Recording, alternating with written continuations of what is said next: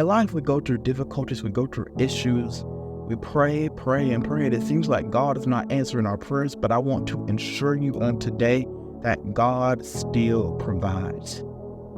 That saying reminds me of the story of Ruth. Ruth had a husband that ended up dying.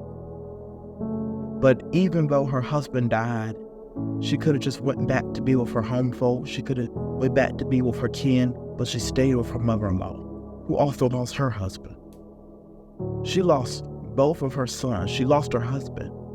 So instead of going back to be with her folks, Ruth decided to stay with Naomi, her mother-in-law.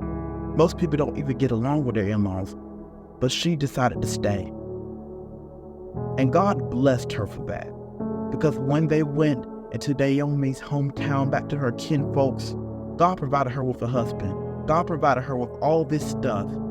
It seems like she was half crazy for not going back home with her people, but yet staying with her mother-in-law out of all people. But for her obedience, for her care, her humility, and her compassion for her mother-in-law, God provided for her. So no matter what you're going through now, no matter how crazy things may seem, God can still provide for you. It looks like you're doing every single thing to try to help everybody else, and it seems like God is not doing enough for you. You're still here. You're still living. You're still breathing. You may be going through, but yet you're still here. So many people have gone. So many people have transitioned, but you're still here. That's enough goodness of God right there. That just proves that He still has a purpose for you. If you're still living, you're breathing, there is still a purpose for your life.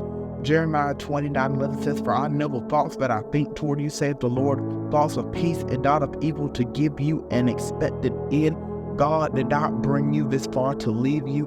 God is going to provide for you no matter how hard it may be right now, no matter how difficult it may be right now. God will show up in the midst of your situation. Be like Ruth. In the midst of everything she was going through, stay faithful.